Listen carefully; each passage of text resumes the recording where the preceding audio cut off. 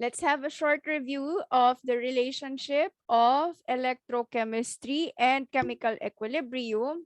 In particular, this relationship is reflected with your cell potential and your equilibrium constant. So recall that we learned from our lessons in thermochemistry that delta G naught is equal to negative RT ln equilibrium constant. So this is the Gibbs free energy change of your reaction at standard state. So this is related to the equilibrium constant of your reaction. And from our lessons in electrochemistry, we learned that delta G naught is equal to negative NF E naught cell. So that's negative of the electron number times Faraday's constant times your cell potential at standard state. So for the same redox reaction, if you know the equilibrium constant and if you know the cell potential at standard state, you can work with this equation. So just equate negative RT ln K and negative NF cell potential at standard state. So isolating your cell potential at standard state, we get an equation that is equal to RT over NF ln K. So R here is your universal gas constant, and the value that will be used is 8.314 joules per mole per Kelvin. And again, temperature is typically set at 25 degrees Celsius. So remember, 25 degrees Celsius is not part of the definition of your standard state, but it is the typical temperature chosen. So that is equal to 298.15 Kelvin. And of course, you have your Faraday's constant, which is 96,485. And if we plug in these values into our equation, so you just multiply, so that's 8.314 times 298.15 Kelvin divided by 96,485, you will get a value 0.02569. So we can replace RT over F with this constant value. So what we have is standard cell potential equal to 0.02569 over N, which is again the electron number of your redox reaction, ln K. And this simplifies our formula. So we just have to get the electron number from your correctly balanced redox reaction. And then if you have your standard cell potential, you can compute for the equilibrium constant and vice versa. So for the formula indicated here, the constants used were different. So they added more decimal places for the universal gas constant. It's okay if we just settle with 0.02569 over N ln K. So let's try let's practice using this equation. So should the reaction of solid tin and aqueous lead-2 ion at standard state go to completion? So you remember, class, that the equilibrium constant value, if it is very, very large, let's say it is in the magnitude of 10 raised to 10, since it's a very large number, we can say that the reaction is practically complete. So the state of equilibrium lies on the side of the products, right? So if you have this value or this magnitude of your equilibrium constant, it means that you have a lot of your products at the equilibrium state. So considering the range of concentrations that we typically use for chemical reactions, right? Your reactants will practically be used up. All of your reactants will be used up if you have an equilibrium constant with this magnitude. So we can use this equation the one relating standard cell potential and equilibrium constant, to make a judgment whether this reaction described go to completion. So consider our reactants are solid tin and aqueous lead to ion. So this is a redox reaction since we are talking about electrochemistry. So your solid tin will become aqueous tin, and your aqueous lead to ion will become solid lead. So we have our table of standard electrode potentials or standard reduction potentials here, which means we can readily compute for the standard cell potential of this reaction. Even without writing your half reactions, you must be able to see that the electron number of this reaction is 2. Okay, so let's compute for the standard cell potential first before using this formula. Okay, so it's always the standard reduction potential of your cathode minus the standard reduction potential of your anode. So, which is our cathode? So you must, at this point, you must be able to recognize that the cathode is the one involving lead to ion being converted to solid lead, because that is your reduction half reaction, right? Your lead to ions gained 2 electrons to become solid lead. So that means your first term in the equation here is the reduction potential of lead to electrode. And your anode is the one containing tin. So your solid tin lost 2 electrons, so it became tin 2 ions. So that is an oxidation half reaction. So for this one, we need the reduction or standard reduction potential of tin electrode. So let's look at our table. We have here lead 2, which is equal to negative 0.125 volt, minus for tin, we have negative 0.137 volt. So computing for the standard cell potential, what we have is 0.012 volt. So we now have the standard cell potential. So now we use the formula 0.012 volt equals 0.02569 divided by 2 times ln K. So we need to evaluate the equilibrium constant so that we can tell whether the reaction goes to completion or not. So that would be 0.012 cross multiply 2 divided by 0.02569 and get the inverse of ln. So we get 2.5452.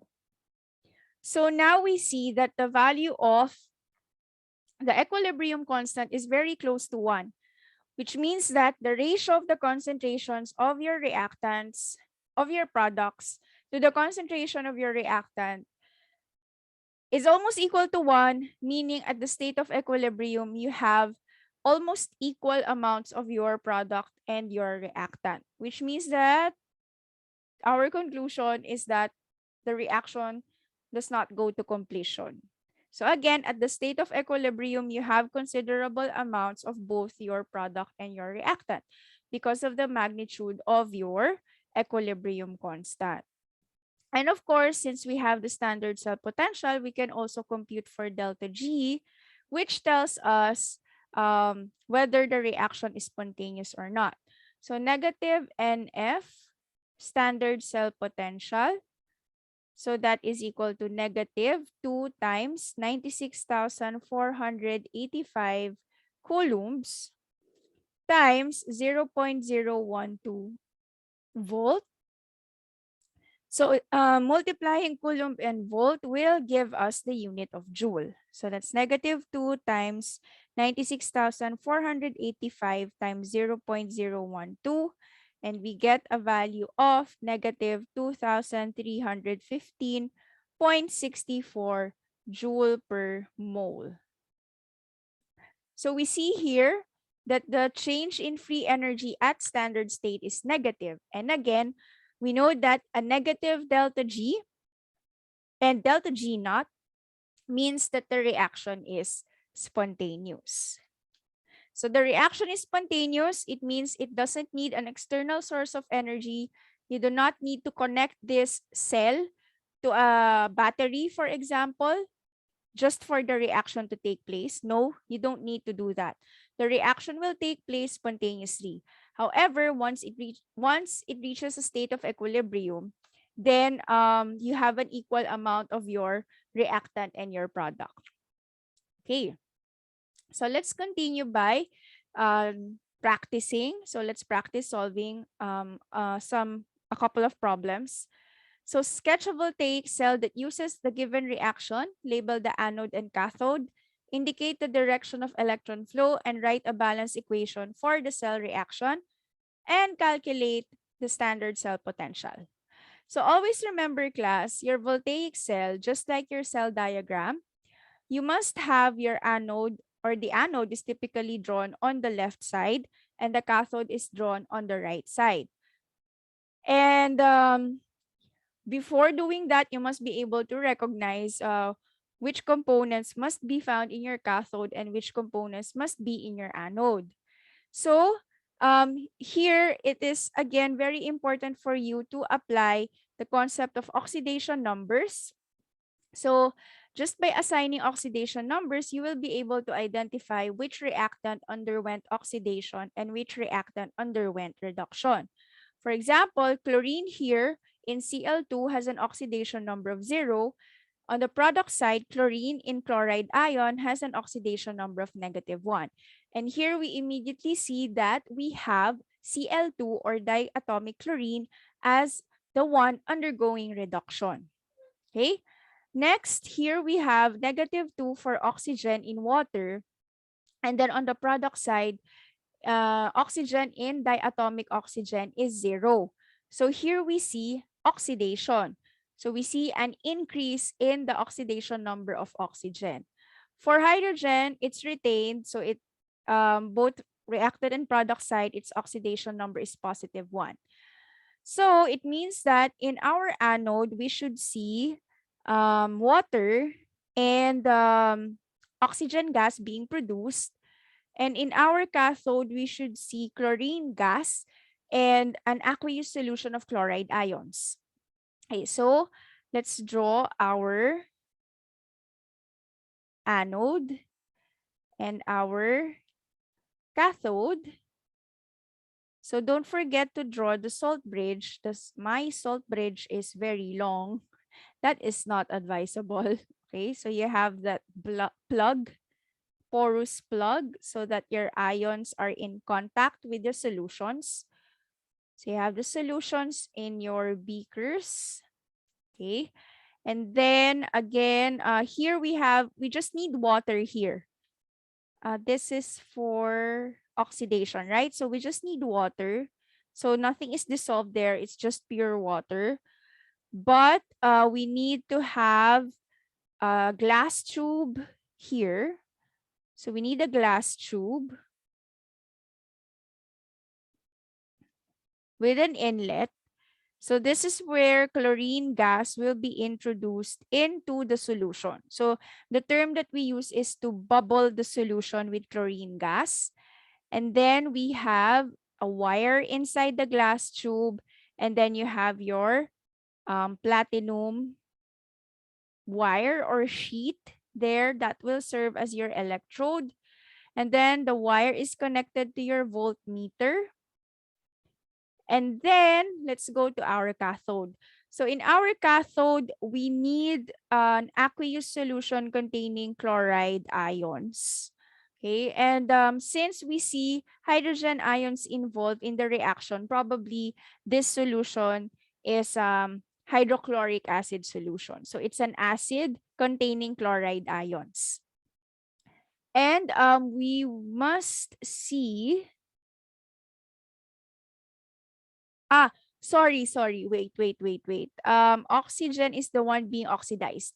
Okay, this must be oxygen gas. So the one in our anode is oxygen gas, but not chlorine gas. Okay. So in our cathode, so we also have another glass tube in our cathode, and this is where we will bubble chlorine gas. There you go. So we have the wire, and then you have your platinum sheet there in contact with the solution as well. So that's your platinum sheet. Okay. So again, you have chlorine gas here on the cathode and oxygen gas in your anode. So this is how your voltaic cell looks like. And then this is our anode. This is our cathode. So again, class, the convention is your anode is on the left side and your cathode is on the right side. And the electron flow is, it's always anode from cathode. But this is again in the case of your voltaic cells. Okay. Next, write a balanced equation for the cell reaction. So the redox reaction is not yet balanced. So we have identified our oxidation half reaction, and that involves water being converted into oxygen gas or being oxidized into oxygen gas. And our reduction half reaction is that of chlorine gas being reduced to chloride ions. So again, your first step is to balance atoms first. So here, we need to multiply this by 2 because we have 2 oxygens in O2. So that will equate the number of oxygens, but now we have 4 hydrogens. Again, here we see that hydrogen ions are involved. So that hints to the fact that this takes place in acidic medium. So we place 4 hydrogen ions on the product side. And after balancing your atoms, we must balance the charges. So to balance the charge, we will add 4 electrons on the product side of your oxidation half reaction. Adding 4 electrons will make the net charge in your product side equal to 0, which is the same as the net charge in your reactant side. So we are now finished with our oxidation half reaction. Next, we go to our reduction half reaction. We have 2 chlorine atoms in the reactant side. So to make the number of chlorines equal, I will place a coefficient of 2 for Cl minus. And that's it. The next step is to balance the charges. So to balance the charges, I will add 2 electrons in the reactant side because I have a net charge of -2 in the product side, right? So to make the charges equal, I will place 2 electrons in the reactant side. Your next objective is to make the electrons in both half reactions equal. So we have 4 electrons here, but only 2 electrons in the reduction half reaction. So I will multiply this by 2, making the electrons equal. And now we can add the 2 reactions. So we have 2 water plus 2 Cl2 gas. And the products, we have O2 gas plus 4 Cl minus aqueous plus 4 hydrogen ions. And this is also in the aqueous state. Okay, so this is the balanced redox reaction. So in checking your balanced redox reaction, you can first check the number of atoms. So we have 4 hydrogens, 4 chlorines, and 2 oxygens. And second, we must also check the net charge in both sides. So we have a net charge of 0 in the reactant side and also a net charge of 0 in the product side, which means our balanced redox reaction makes sense. And finally, the problem asks for the standard cell potential. And this is a bit straightforward because the table is given. So first, we need to look for the reaction of, so remember class, this is all reduction half reactions. So if you want to look for the standard reduction potential of this, you need to look at it from the reverse. So we will look at the reduction of oxygen, which means in the table, this is the reaction we are, no, that's H2O2. The product must be water. It must be water. There you go. Okay, this is the reaction that we are looking for. Okay, so its standard reduction potential is positive 1.229 volts. And then let's look for the reduction half reaction. So retain this as is. So we will look for the reactant Cl2 and the product Cl minus, and there we have it. So that's positive 1.358 volts. So remember the formula, class. Your standard cell potential is equal to the standard reduction potential of your cathode reaction minus the standard reduction potential of your anode reaction. Again, the minus here is to reverse or to invert the sign of your potential in the anode, because in reality, it's an oxidation half reaction. But we are looking at this table, we are looking at reduction half reactions. So we need to invert the sign. Okay, so we have positive 1.358 volts minus 1.229 volts. So the standard cell potential for this reaction is equal to 0.129 volt. So we see here a positive standard cell potential. So we can make another conclusion. We can say that this has a negative delta G naught, or a negative Gibbs free energy change at standard state, which tells us that the reaction is spontaneous at standard state. Okay. I think I have another problem after this. There you go. Write a cell diagram and calculate the value of the standard cell potential for a voltaic cell in which magnesium bromide or aqueous magnesium bromide is produced from solid magnesium and liquid bromine. Okay, so if you notice, we don't have magnesium bromide in our... Actually, we have. Okay. But we are given delta H naught and SF naught. Delta H naught of formation and S naught of formation, which means we should get delta G naught first. And after getting delta G naught, we can get the standard cell potential, because we have that equation relating delta G naught and your standard cell potential.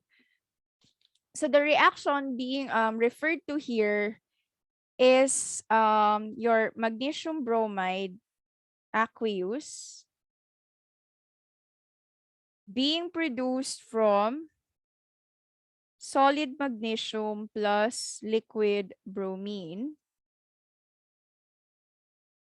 And there's no further balancing needed, right? But just to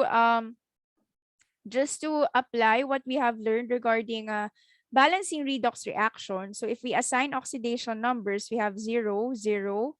Magnesium here is positive 2 and bromine is negative 1. Which means magnesium is the one that was oxidized and bromine is the one that was reduced, right? So we can write our half reaction. So we have our oxidation half reaction, which involves magnesium. And again, this is a salt. So in reality, we actually have an aqueous solution of magnesium ions and bromide ions. So in the product side, I can just write magnesium 2 plus. And then for the reduction half reaction, we have bromine liquid and we have 2 bromide ions. So by adding this up, wait, don't forget the electrons. So our electrons, we have 2 electrons here and 2 electrons here. adding these two half reactions will give you the overall reaction. And if you notice, class, if you just notice, this is also a formation reaction. So there is standard enthalpy of formation involved for this reaction, standard entropy of formation, and standard Gibbs free energy of formation. This is a formation reaction, right? Formation of a compound from its reference elements. So, it's asking for standard cell potential. Actually, we can use our standard reduction potential table because the half reactions are here. There's our oxidation reaction. Again, just reverse it. And then we also have our reduction reaction here. Okay. So let's try this. I will get the standard cell potential first using the table values of standard reduction potentials. And then let's also do delta G naught. And then from delta G naught, we will get standard cell potential. And let's compare the two values. Okay, so let's use the table first. So for our oxidation half reaction, we have negative 2.356 volts. And for our reduction half reaction, we have positive 1.065 volts. So again, our formula is cathode minus anode.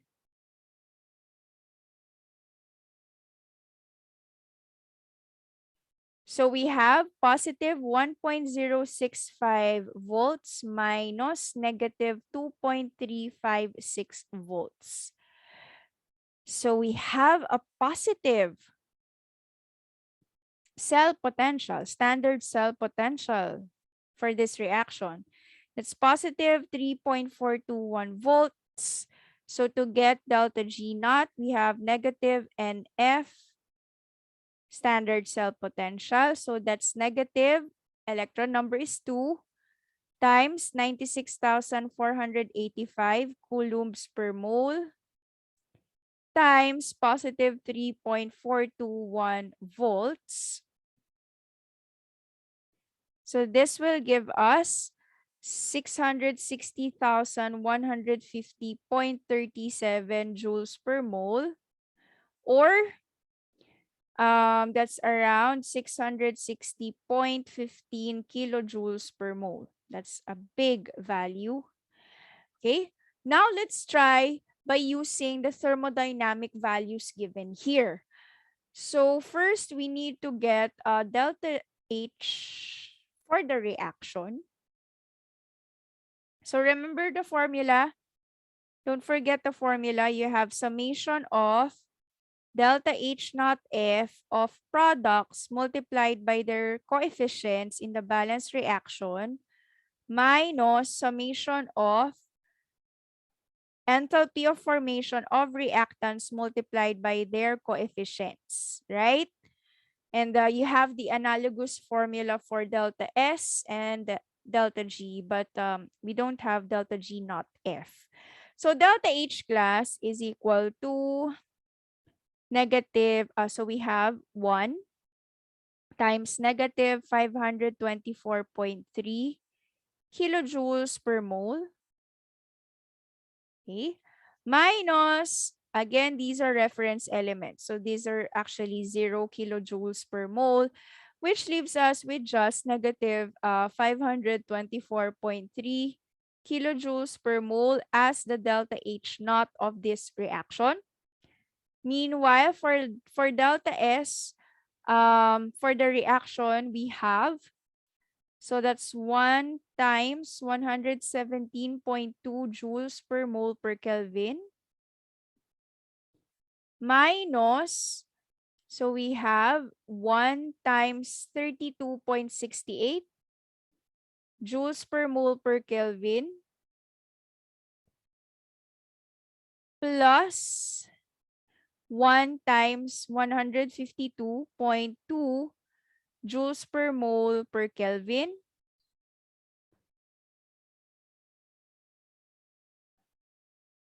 there shouldn't be a parenthesis here. Okay. 1 times 1 point. Okay. Okay, so your delta S naught is equal to, that's 117.2 minus quantity 32.68 plus 152.2. Okay, so we get negative 67.68 joules per mole per Kelvin. And now that we have delta S naught and delta H naught, we can use our Agatas equation. So let me just erase my half reactions here. Okay, let's erase that to have space. Okay, so we will continue here. So delta G naught is equal to delta H naught minus T delta S naught. So we are after delta G naught. So that's 660. Sorry. Okay, that's a different value. Iba yun. Ito to. Ito yung sinusulat ko. Ito dapat. Negative 524.3 kilojoules per mole minus, since the temperature is not indicated, we will use 298.15 Kelvin or 25 degrees Celsius times negative 67.68 joules per mole per Kelvin, but we need to convert joules to kilojoules for consistency of units. So delta G naught is equal to negative 524.3 minus 298.15 times negative 67.68 divided by 1,000. And we get negative 504.1212 kilojoules per mole. And I just realized, class, that I overlooked the negative sign here. So there should be a negative sign here. Okay? So now we see some discrepancies. So they have the same magnitude, right? Nasa hundreds yung magnitude nila, but we see some discrepancies. Okay, so because delta H naught F, delta S naught F, these are experimental values. And your standard reduction potentials from this table are also experimental values. So aside from the inherent nature of, or the inherent error that you get in measuring values, the nature of the experiments presents sources of errors as well, hence the discrepancy. But again, we see that they are in the same magnitude or same range. Okay. Okay, one last problem, and then we will proceed. So determine the value of delta G naught for the following reaction. Is the cell voltaic or galvanic? That's a typo. So the question should have been, is the cell voltaic or electrolytic? Because voltaic and galvanic are the same. So do you recall there are two types of cells. You have the voltaic or galvanic cells, which involve redox reactions that are spontaneous. And there is the electrolytic cell, which involves redox reactions that are non-spontaneous, hence require electricity for the redox reaction to occur. So the question is the cell voltaic or electrolytic? So we have the reaction, and if you notice, there are already coefficients placed in the reaction. So this is already balanced. So we are just going to look for, first we need to identify which is oxidized and which is reduced, so that we can set which is our cathode and which is our anode. So again, the first step that you need to do is to assign oxidation numbers, especially if you don't have your standard reduction tables. Because if you look at your standard reduction tables, you can easily see which is the reduction half reaction and which is the oxidation half reaction. Okay, so let's identify by writing oxidation numbers or assigning oxidation numbers. Okay, so oxygen here in chromate, dichromate is -2. Therefore, chromium here is +6. Okay, so I leave the figuring, I leave it to you to figure out why chromium is +6. So practice on your own. Bakit naging +6 si chromium? Hydrogen in H plus is +1, silver in solid silver is 0. Chromium in chromium 3 ion is +3, silver in silver ion is +1. Hydrogen in water is +1, and oxygen in water is -2. So notice it's silver that gained charge. So silver is the one that was oxidized. And chromium in dichromate is the one whose oxidation number decreased. So this is the one that underwent reduction. Okay? Which means silver is our reducing agent and dichromate is our oxidizing agent. Okay.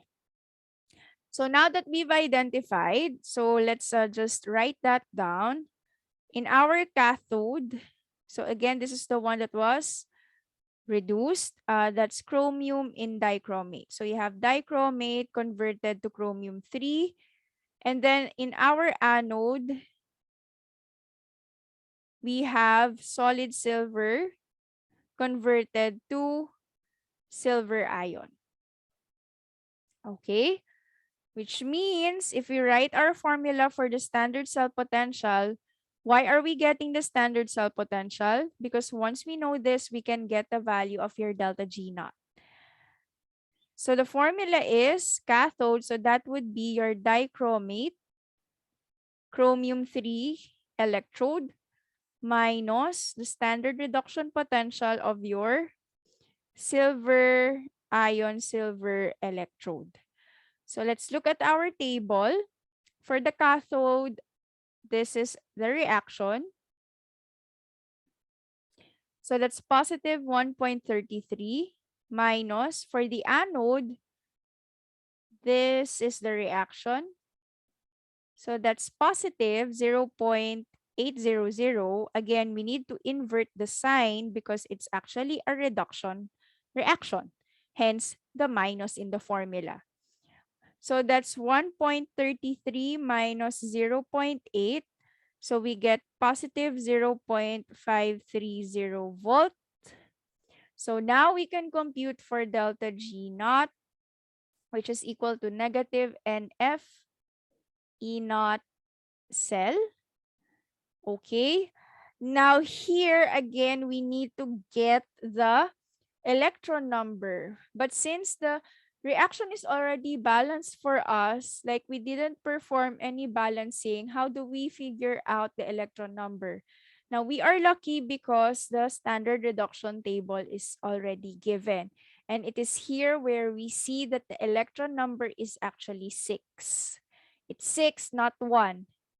Because if you balance, you need to multiply this half reaction by 6, right? So your electron number is 6.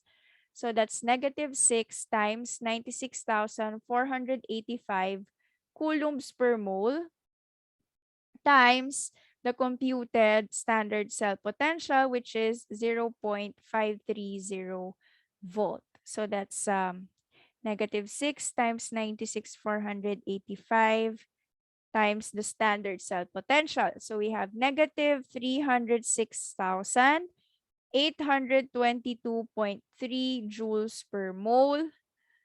And looking at the sign of our delta G naught, our conclusion is that this is a voltaic cell because the reaction is spontaneous. How were we able to say the reaction is spontaneous? Delta G naught has a negative sign.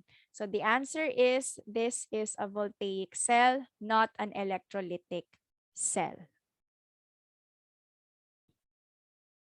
So I'll be cutting this video so that you have an option to, just rest, and then you can proceed to the next video, which will be about Nernst equation.